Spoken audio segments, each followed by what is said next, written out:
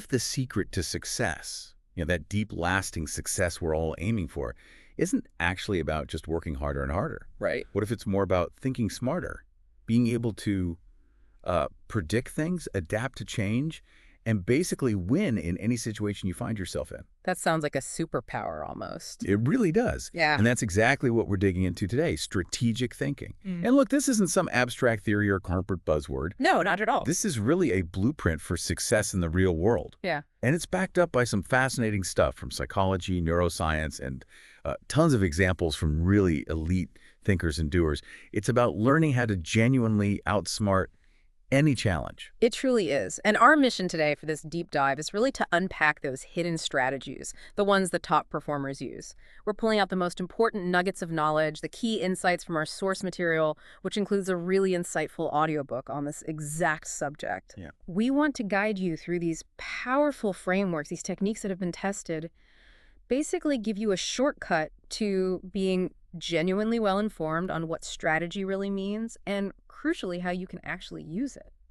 And the goal here isn't just for you to, understand these concepts intellectually. We want you to start rewiring your own thinking. Exactly. Imagine being able to spot opportunities where everyone else just sees roadblocks, or Yeah. predicting problems before they even happen, influencing people without force, just through understanding, and making decisions with real confidence, not that awful doubt. Mm-hmm. That's the huge advantage mastering strategic thinking gives you. It's a skill most people actually never develop, but it's totally learnable. It really is. So by the time we wrap this up, you won't just get what strategic thinking is. Hopefully, you'll start to embody it. And I honestly believe you'll never look at the world or your challenges the same way again. So let's jump right in. Let's do it. Okay, so let's kick things off by defining what really sets the strategic thinker apart. It seems to boil down to one core difference. Are you just reacting to what life throws at you, or are you actively shaping it? That's the fundamental question. Because most people, let's be honest, kind of navigate life and work reactively. Decisions get made moment to moment. You rush through routines, deal with problems only when they pop up. It's like playing chess, but you're only ever looking one move ahead. Yeah, just putting out fires. Exactly. You're constantly responding, but without really thinking about the whole board, the bigger picture. And that's the stark contrast, isn't it? Highly successful, influential people just operate differently. They're not just responding, they're actively trying to shape their environment. They're thinking about the entire game, mapping out different possibilities, getting ready for things that might happen. Contingencies, yeah. Positioning themselves way ahead of time.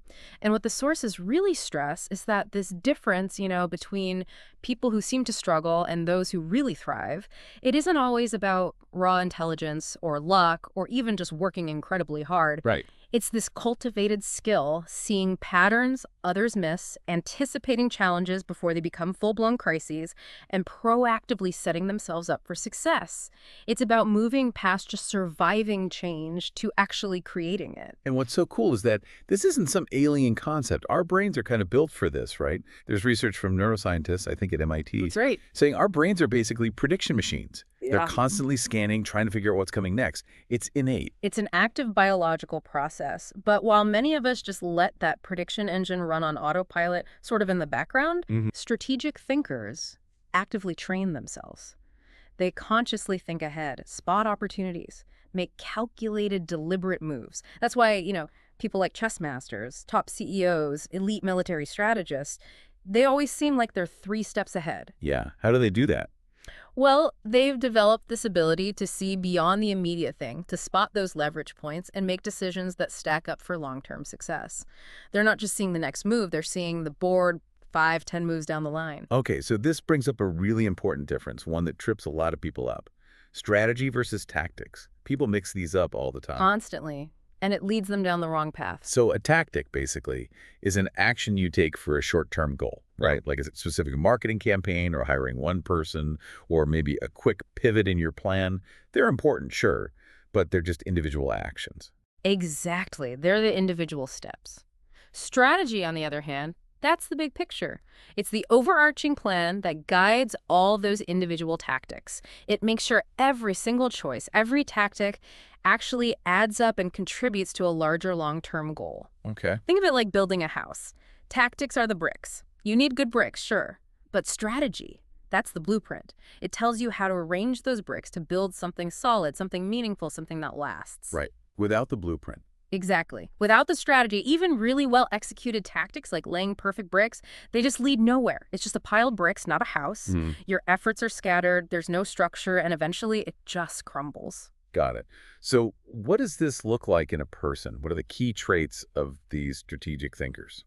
Well, one of the biggest ones, I think, is thinking in probabilities, not certainties. Most people tend to see things in black and white, this will work or this will fail. Yeah. Binary thinking. Right. But strategists know almost every decision has a range of possible outcomes. So they don't just ask, will this work? They ask, okay, what are the chances this will work? And maybe more importantly, how can I increase those chances? They weigh the risks, they look at multiple scenarios, they prepare for different outcomes. Like Peter Thiel asking, what important truth do very few people agree with you on? That's probabilistic thinking, right?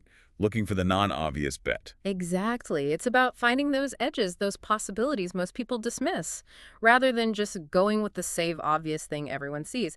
And this naturally leads them to play the long game. Patience. Not always easy. Definitely not, especially today, with everything pushing for immediate results.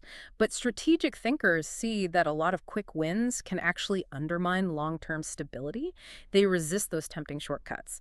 They think about the ripple effects. How does this decision affect things down the line?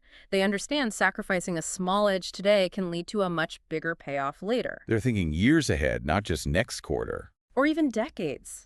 Like a smart investor focusing on compounding growth over chasing quick stock pops. They're also masters of anticipation, you mentioned. Yeah. Not just reacting, but foreseeing change. How does that work?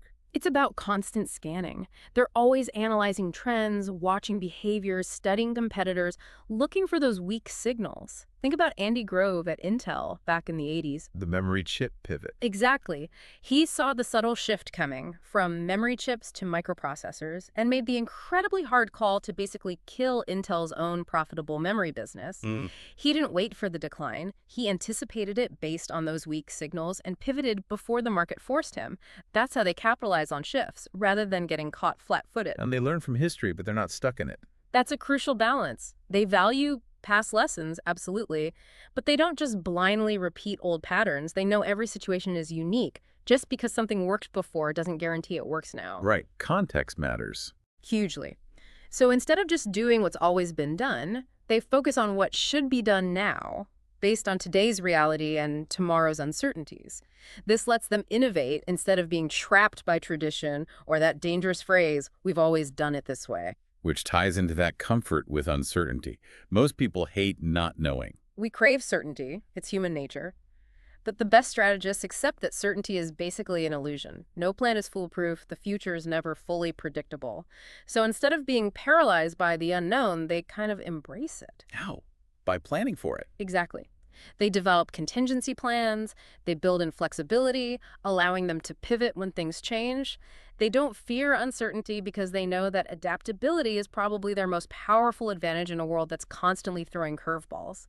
It's how they outsmart the unknown. Okay, but there are still some myths around this, right? Things that stop people from even trying to think strategically. Oh, definitely. The first big one is that it's only for super intelligent people, like geniuses. Yeah, I'm not smart enough for strategy.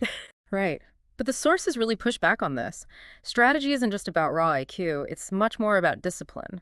The discipline to analyze, to plan, to adapt. Brilliant people can fail spectacularly without that discipline, making impulsive choices. It's a skill you cultivate, not just a gift. And the idea that it takes too much time, that's a big hurdle for busy people. I hear that one a lot, but actually it's usually the opposite. Yes, it takes more effort up front to think strategically. But it saves time later. Massively. Because it prevents wasted effort, backtracking, costly mistakes.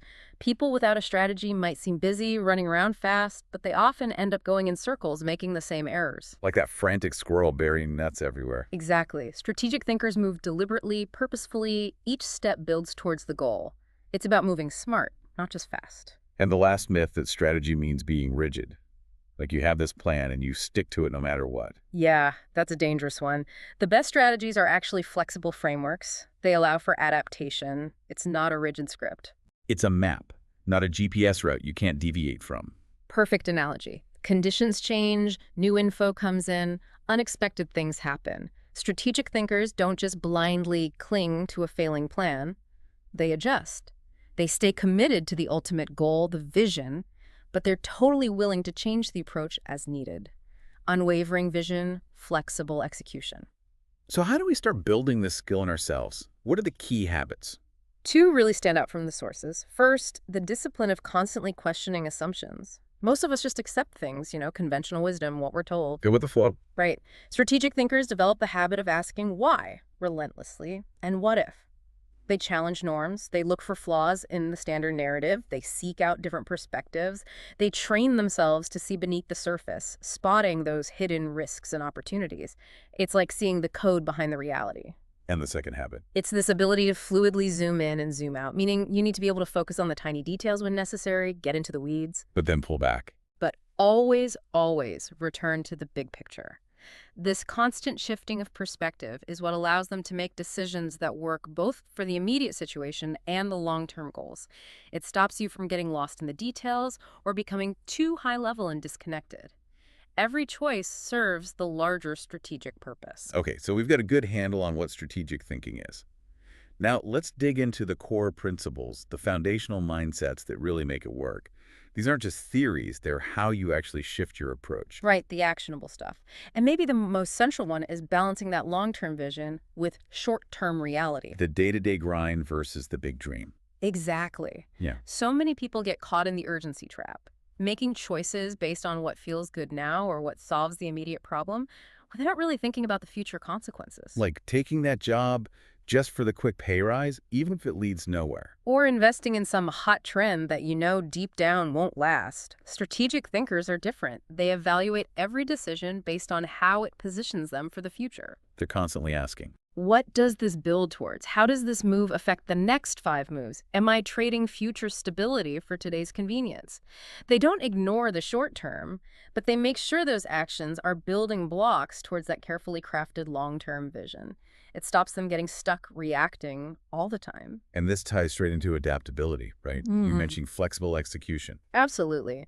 The best strategies aren't set in stone. They're dynamic. People often think having a plan means rigidly sticking to it, but that's a recipe for failure in a changing world. Like those companies that refuse to adapt to the internet. Or investors who ignored obvious market shifts because they were stuck on their original thesis. Success comes not from rigid adherence, but from knowing when and how to pivot smartly. So it's a paradox. Yeah. Unwavering vision. But incredibly flexible approach. That's the sweet spot. Strategy isn't stubbornness, it's sharp situational awareness and agility. Knowing when to stand firm and when to change course, all while keeping that end goal crystal clear.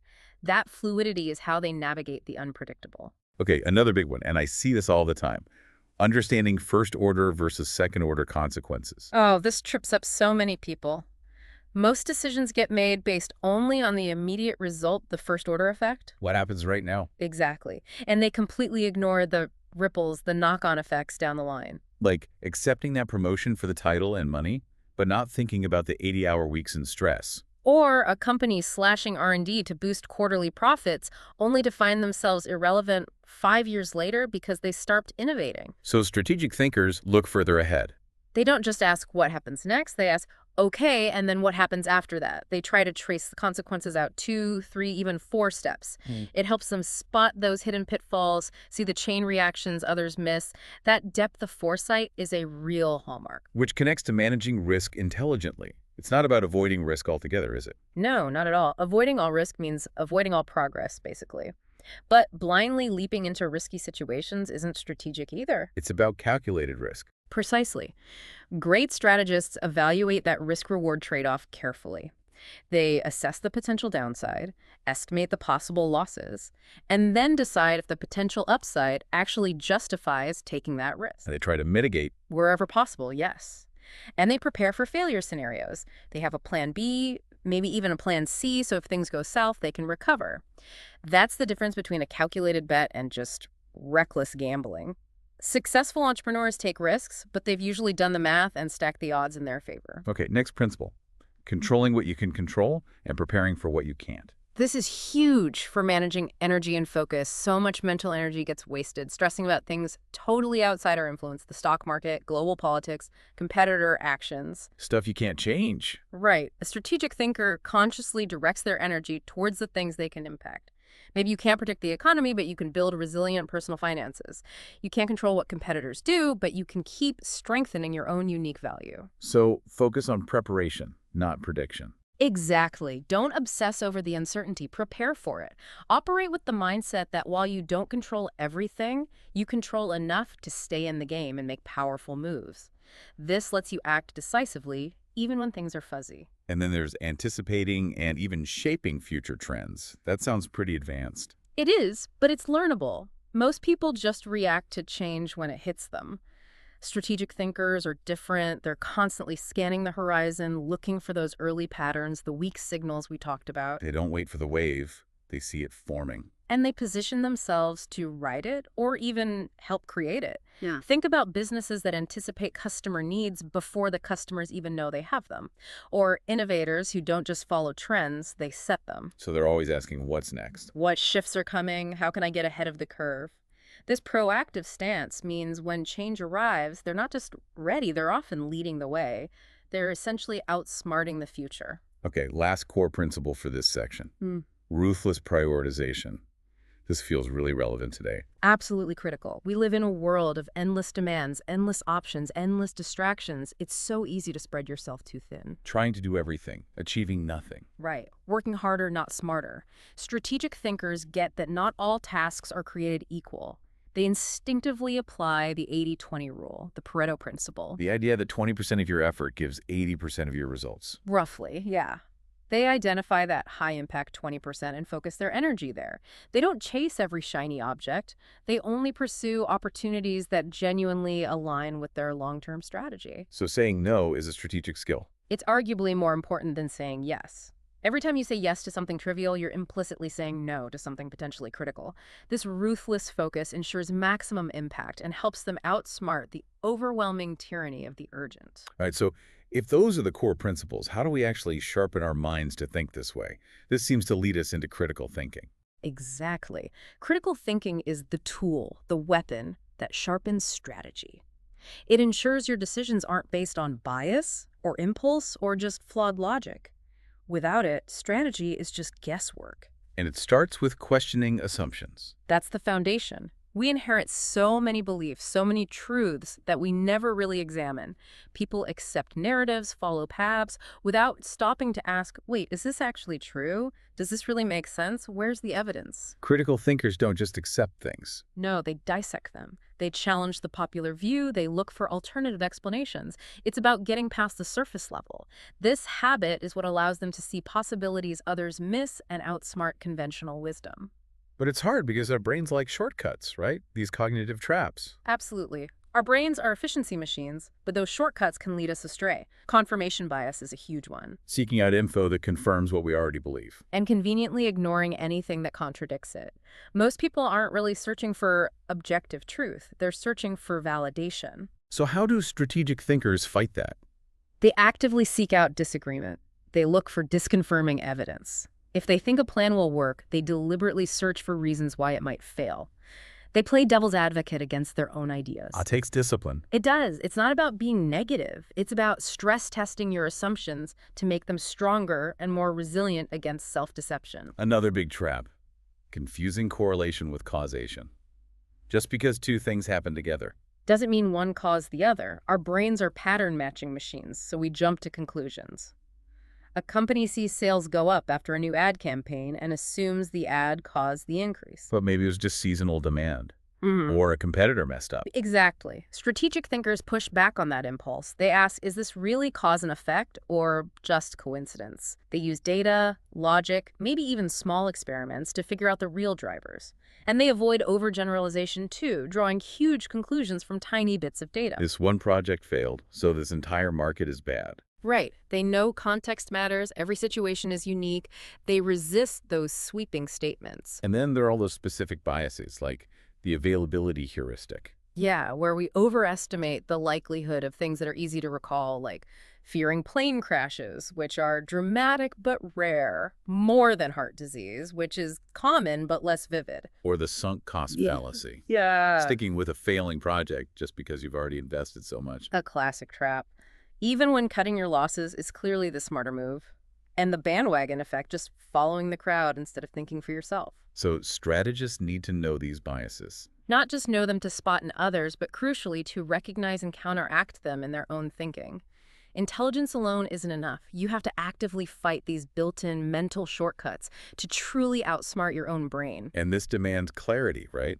In language and thought. Absolutely. Fuzzy thinking leads to fuzzy strategy. People use vague terms like synergy or optimization without really defining what they mean in concrete terms. It sounds good, but what does it actually involve? Strategic thinkers demand precision. What exactly do I mean by success here? How can we measure efficiency? This clarity forces deeper understanding and ensures decisions are based on solid reasoning, not just nice-sounding fluff. It helps you outsmart ambiguity. So how do we achieve that clarity, especially with complex stuff? Mental models seem key here. They're incredibly powerful tools. Think of them as frameworks for thinking that help simplify complexity, like first principles thinking. Breaking things down to the absolute basics. Exactly. Not just asking why once, but peeling back every assumption until you hit bedrock truth. Like Elon Musk with rockets. He didn't just improve existing designs. He asked, what are rockets fundamentally made of? What's the raw cost of those materials? That allowed him to completely rethink the economics of space travel. Outsmarting the entire industry. Right. Or the Pareto principle, that 80-20 rule to focus effort.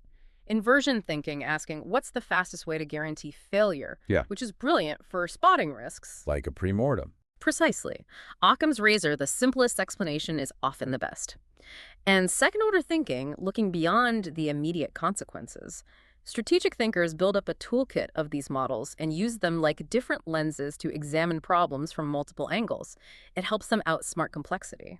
And the last piece here, maybe surprisingly, is intellectual humility. Sounds counterintuitive for a strategist, maybe, but it's vital. It's the willingness to admit you're wrong, to change your mind when the evidence changes. Not clinging to your ideas out of pride. Because stubbornness isn't strength, adaptability is. Strategic thinkers see being wrong not as failure, but as a chance to learn and improve. Their ego isn't tied to being right, it's tied to getting the best outcome. That flexibility is crucial for growth and lets them outsmart their own ego. Okay, so with minds sharpened by critical thinking, we get to the absolute core, making decisions. This is where the rubber meets the road. Consistently making good choices is maybe the most valuable skill, period. In any area of life, absolutely. Yet most people are pretty haphazard about it. Gut feelings, emotions, what others are doing. Strategic thinkers see it as a process. A disciplined process, yes, not luck. And the absolute starting point, the foundation, is crystal clear objectives. Knowing exactly what you're trying to achieve. Because so many bad decisions come from vague goals. I want to be happy. I want the business to be successful. What does that actually mean in measurable terms? Without clarity, you can't evaluate options properly. Strategic thinkers define specific outcomes, the exact problem they're solving, clear success criteria. It ensures choices align with the big picture, not just wins. That clarity is your compass. Once you know the what, then it's gathering information. Right, but it's a balancing act. Too little info leads to impulsive mistakes. Too much leads to analysis paralysis, getting stuck in the research phase forever. Drowning in data. Strategic thinkers figure out the key information needed, the critical pieces, and avoid getting bogged down in irrelevant details. And importantly, they seek diverse sources. Not just info that confirms their bias. Exactly. They actively look for opposing views to challenge their thinking. Then comes framing the problem correctly. How you define the problem dictates the solutions you even consider. So that business with falling sales, asking how do we sell more, is different from why aren't people buying? Totally different. The second question opens up possibilities. The first one misses. Maybe the product is wrong, maybe the market shifted, maybe customer service is terrible. Reframing can lead to much more effective solutions.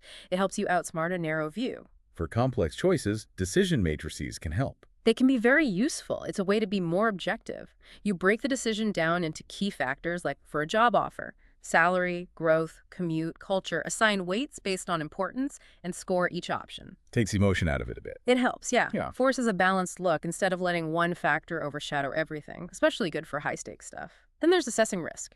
No big decision is risk-free. It's about calculated probabilities again.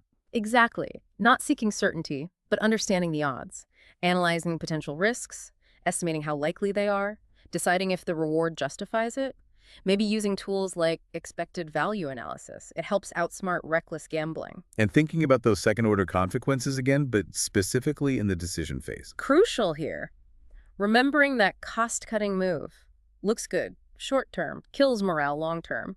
Strategic thinkers trace those ripples before they decide, ensuring today's gain isn't tomorrow's disaster. What about the difference between reversible and irreversible decisions? Big distinction. Not all choices have the same weight. Trying a new marketing tagline, mostly reversible. Selling your company, pretty irreversible. Strategic thinkers tend to move faster on reversible decisions. Delay can be costly.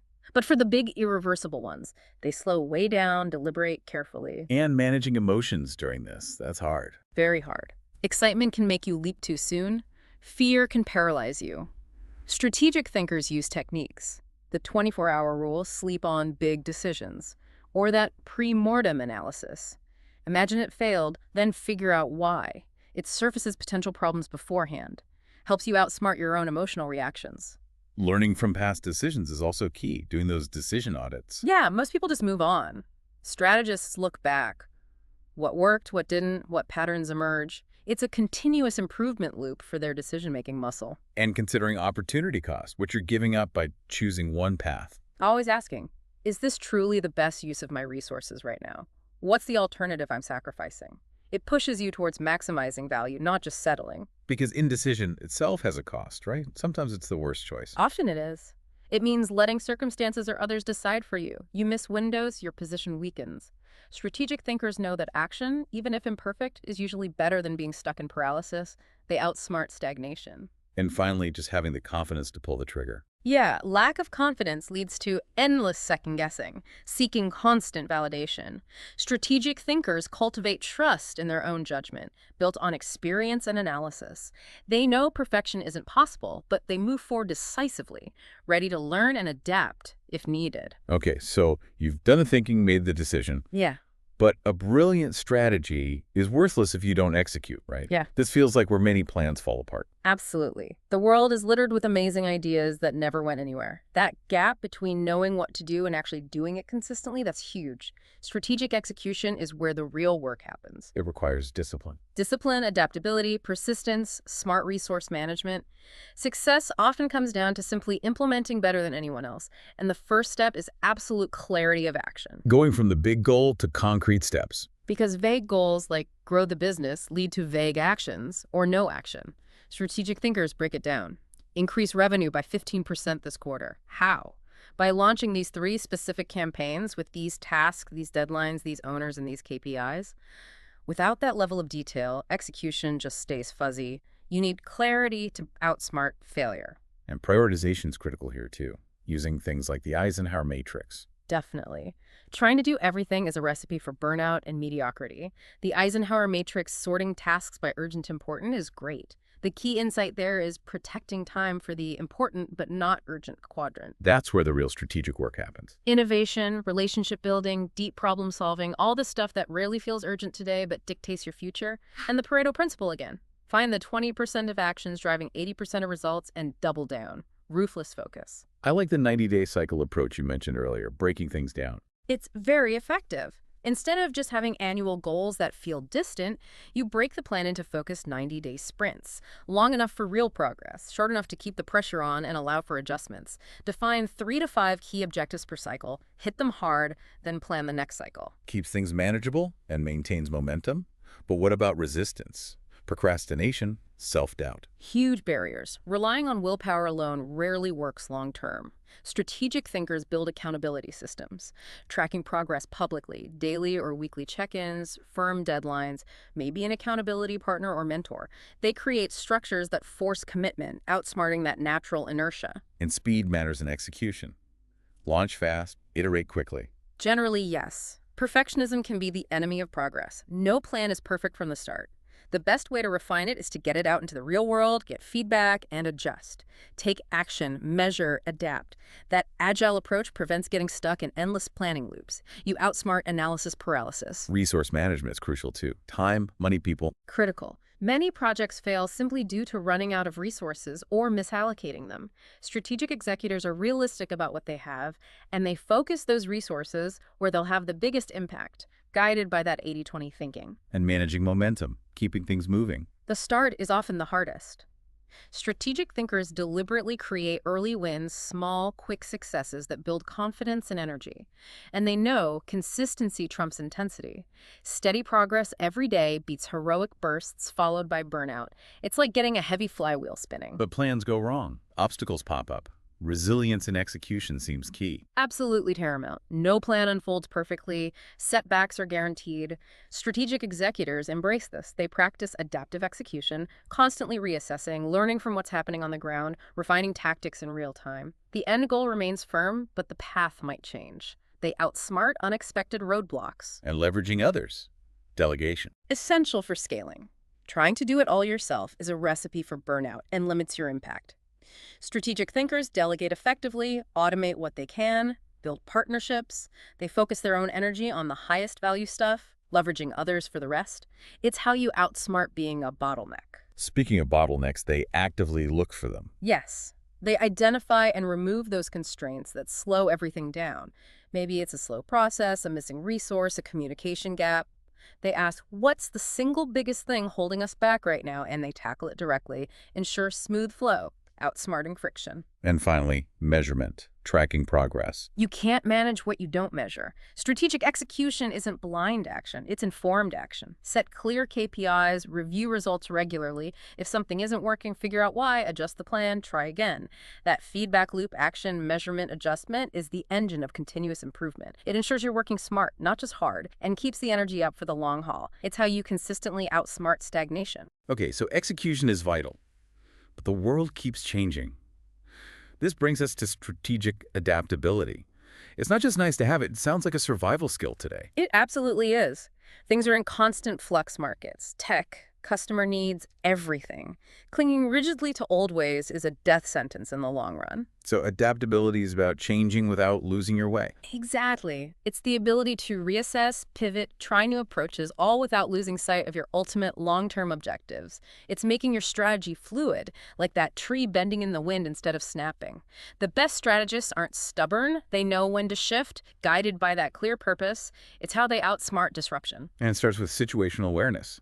Seeing the change coming. Acute awareness. Many big shifts start small with weak signals. Strategic thinkers are constantly scanning trends, tech, competitor moves, customer whispers, things others might ignore as noise. Like that detective spotting the tiny clue. Right. Early recognition means you can adjust proactively, not just react defensively when the disruption hits full force. They read the patterns others miss. And they use scenario planning, thinking about multiple futures. Instead of betting on one single forecast, they map out several plausible futures. What if the market tanks? What if this new tech takes off? What if a huge competitor enters? Asking, what if? Constantly. And building contingency plans for each key scenario before they happen. This turns uncertainty from a threat into a strategic advantage. They're prepared, not surprised. They outsmart the unexpected. This requires intellectual humility again, right? Not getting stuck on past investments. The sunk cost fallacy is a killer here. Clinging to a failing strategy just because you've poured time or money into it. Strategic thinkers fight this. They practice flexible commitment dedicated to the goal, but open-minded about the path. They detach ego from ideas, see mistakes purely as learning data, outsmarting rigid thinking. Which leads to rapid learning and iteration, an experimental mindset. The faster you learn and integrate new info, the better you navigate change. Strategic thinkers test things out. Small experiments, minimum viable changes, gather real-world feedback quickly before making huge bets. Continuous improvement without massive risk. Outsmarting the learning curve. And handling the emotional side of change, it's uncomfortable. Deeply uncomfortable for most. Fear of the unknown kicks in. Strategic thinkers cultivate psychological flexibility. They learn to embrace uncertainty as normal, even as an opportunity. Reframe change as growth. Build that mental resilience. Building diverse networks helps here too, avoiding echo chambers. Hugely important. If everyone around you thinks the same way, you won't see change coming from outside your bubble. Strategic thinkers actively seek out different perspectives, different backgrounds, challenging ideas. Innovation often sparks at those intersections, helps you outsmart your own blind spots. And they're fluid with resources, moving money, time, energy as needed. They don't just stick to last year's budget out of habit. As the situation changes, they constantly reassess. Is this still the best use of our resources? Where should we invest now? Directing resources to where they create the most value today, outsmarting inertia. This allows for opportunistic thinking, seeing advantage in disruption. While others see chaos and problems, strategic thinkers are asking, okay, where's the hidden opportunity here? How can this shift actually benefit us if we reposition? It's about turning crises into catalysts, outsmarting misfortune. The pivot principle, changing direction without losing the vision. Key skill. Adjusting the methods, maybe even the intermediate goals, while staying 100% true to the core purpose. Lots of successful turnarounds are based on knowing exactly what to change and what to keep firm. And preparing for sudden, asymmetrical changes, not just gradual shifts. Because big changes are often abrupt step functions, not smooth curves. Staying agile, keeping plans flexible, allows strategic thinkers to move fast when those sudden shifts happen, grabbing opportunities while others are still scrambling. And they learn from past adaptations, building that muscle. Absolutely. They do postmortems on big pivots or responses to change, what worked, what didn't, what lessons can we institutionalize. This makes the organization or the individual progressively better at adapting over time. And finally, being proactive, disrupting yourself. Instead of waiting for the market or a competitor to force change, they ask, how can we innovate and evolve now, even while things are good? Constantly refining, looking for the next edge, because complacency is the real enemy of long-term success. It's driven by that commitment to lifelong learning, always seeking new knowledge to outsmart obsolescence. Okay, now shifting gears slightly, but still deeply connected. Strategic influence and negotiation. Even the best strategy needs buy-in, right? Totally. A strategy on paper is useless. Influence is how you shape decisions, rally support, persuade others. It's the bridge between theory and reality. And it's not manipulation. No, true strategic influence is about understanding psychology, building genuine trust, and aligning different interests so people want to support the idea. It's how you outsmart resistance ethically. And the foundation is credibility and trust. That's the currency. People follow those they trust. And trust comes from consistency, competence, and character. Delivering results, being reliable, acting with integrity. It takes time to build, but can be destroyed instantly. Influential people guard their reputation carefully. And it's not just logic.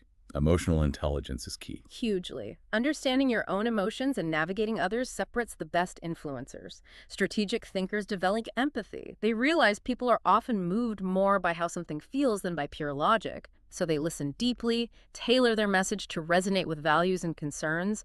That's how they outsmart purely logical but unpersuasive arguments. And there are specific techniques. Framing is huge. How you present an idea dramatically changes how it's received. Like framing a price increase as an investment in quality. Or a tough change as an exciting growth opportunity. Controlling the frame controls the narrative. Then there's reciprocity. The give and get principle. Right. Offer value first, help, support, insights before asking for anything, builds goodwill, and makes people more inclined to cooperate later. Timing and patience seem important too, not rushing it. Influence is often a slow burn. Plant seeds, let ideas percolate, choose the right moment. Sometimes strategic silence is more powerful than arguing. It creates space for reflection and leveraging social proof and authority. People follow the herd or follow experts. Exactly. Getting respected people on board first, using testimonials, case studies, it creates momentum, and persuasion, setting the stage before you make your pitch. Priming the audience. Getting them into a receptive mindset, maybe by getting agreement on a smaller related point first. When handling objections, don't just argue back. Acknowledge their concern genuinely first. I understand why you feel that way. Then gently reframe the issue to align with their interests. And persistence without aggression. Keep advocating, but smartly. Gently, flexibly, repeated exposure often works if done right. Sometimes the best tactic is just to let time and changing circumstances make your point for you. And maybe most powerfully, creating a compelling vision. Painting that picture of the future. Using stories, vivid imagery, emotional connection, making people excited to be part of what you're building, that's leadership. And underlying it all is consistent reputation management, being deliberate about your words and actions over time. Okay, and strategic negotiation. It's everywhere in life. Fundamentally, it's a structured conversation to get what you need while ideally finding mutual benefit and protecting your interests. Core concept. Leverage. Your power in the negotiation. Your ability to influence their perception of value, risk, opportunity. Framing your offer so it meets their needs too, outsmarting that win-lose mentality. And preparation is everything. Step 1, always. Know their needs, pressures, priorities. And critically, know your BATNA best alternative to a negotiated agreement. What's your walkaway plan? Knowing that gives you huge confidence. Emotional control is vital too. Don't let anger or frustration derail things. Stay calm, composed, strategic, not reactive. And use the power of silence. Don't feel obligated to fill every pause. It can make the other side reveal more or concede first. Framing again, but in negotiation. How you present your proposal matters. Frame that raise request based on quantifiable contributions and market data, not just, I need more money. Focus on long-term value, not just the immediate price. How does this deal affect future opportunities? What are the non-monetary benefits? And control the pace. Don't be rushed. Patience is power. Slow things down if you need to think. What about anchoring, setting the first number? Powerful psychological effect. The first number thrown out tends to anchor the whole discussion. Strategic negotiators often start high, if selling, or low, if buying, knowing the final number will likely land closer to their initial anchor. And always manage the relationship. It's not just about this one deal. Build rapport, maintain credibility. Even tough negotiations can end positively, preserving the relationship for the future. Play the long game with people. And finally, the ultimate leverage. The genuine ability to walk away. Know your limits. If the deal isn't right, have the confidence to exit gracefully. That willingness itself often brings the other side back with a better offer. It's how you outsmart desperation. Wow, okay. So we've covered a massive amount. Thinking, deciding, acting, adapting, influencing. Now let's talk about strategic resilience. Because things will go wrong. Setbacks happen. They're inevitable. And strategic resilience isn't just about gritting your teeth and enduring. It's about withstanding shocks, adapting under fire, and actually emerging stronger from adversity. Using failure as fuel. Exactly. Leveraging challenges as stepping stones to refine your strategy and strengthen your resolve. Not just surviving, but thriving because of the hardship. Outsmarting your limitations. And it starts with mental toughness. How you frame challenges. Because under pressure, it's easy to spiral. Strategic thinkers cultivate a different lens. They see challenges as tests, as data. They analyze objectively. Okay, what can I learn here? How does this force me to get better? That transforms obstacles into growth opportunities. And managing the emotions that come with setbacks. Frustration, fear. Emotional regulation is key. Deliberate composure. Instead of reacting impulsively, they pause, assess calmly, respond strategically. Mindfulness, reframing techniques to stay centered so judgment remains sharp even when things are falling apart. Outsmarting the panic reflex. Preparation helps here too. Contingency planning. Knowing you've thought through potential problems beforehand takes a lot of the sting out when they actually happen. What are the likely hurdles? How do we prepare? What's plan B? This proactive stance softens the blow and speeds recovery, outsmarting surprises. And adaptive persistence, sticking to the goal, but changing the method. Not confusing stubbornness with determination. If one path is blocked, find another. If a tactic isn't working, adjust it. The commitment is to the end, not necessarily the initial means. Ensures you keep moving forward, outsmarting rigidity. Resourcefulness also plays a role. Making do with what you have. Refusing to be limited. When resources are tight, resilient people get creative. What assets do I have? Yeah. Skills, relationships, knowledge. How can I leverage them differently? Finding solutions where others see only dead ends, outsmarting scarcity. And that crucial reframing of failure. Seeing it as data. Not as proof you're inadequate, but as necessary feedback. Failure isn't the opposite of success. It's often a part of it. Just a data point on the journey towards mastery. Learning, adjusting, improving. Outsmarting the stigma of the stakes. Maintaining self-belief through all this must be tough. It can be eroded by repeated setbacks. Strategic thinkers cultivate confidence, but it's evidence-based. They remember past wins, track small progress, reinforce their known capabilities. They don't let external failures define their internal sense of worth. And strategic patience ties in here too. The long game. Resisting the need for instant results. Understanding that big achievements take time, require iteration, involve setbacks. Playing the long game, focusing on delayed gratification. Outsmarting the instant gratification culture. Building a strong support network seems counterintuitive to toughing it out. But resilience isn't about going it alone. Seeking help is strength. Strategic thinkers build alliances, mentors, advisors, peers for guidance, perspective, support. Collective wisdom makes you stronger. Knowing when and how to lean on others is smart, outsmarting solo struggles. And focusing on small wins when facing huge challenges. Breaks down overwhelming problems into manageable steps. Each small victory builds momentum, boosts morale, makes the bigger goal feel less daunting. And finally, just accepting uncertainty, not fighting it, realizing you can't control everything. Strategic thinkers embrace uncertainty as just part of the process, maybe even a space where new opportunities can emerge. This acceptance allows them to navigate the unpredictable with more confidence and less anxiety, outsmarting the need for perfect control. So strategic thinking isn't just about achieving personal goals. It seems the ultimate expression is about legacy, building something lasting. Beyond just your own success, exactly. It's about creating an impact that outlives you. The question shifts to, what am I building that will endure? What contribution will benefit others long after I'm gone? Creating systems, ideas, frameworks that empower others. Outsmarting fleeting achievements for something truly enduring. And mentorship is a big part of that, passing on knowledge. Instead of hoarding expertise, true strategic leaders invest in developing others, sharing principles, coaching future leaders. They understand knowledge multiplies when shared, ensuring their insights continue to have impact. Building systems and structures that outlast them, not relying on just their own presence. Designing organizations, models, cultures that are resilient and adaptable in their own right.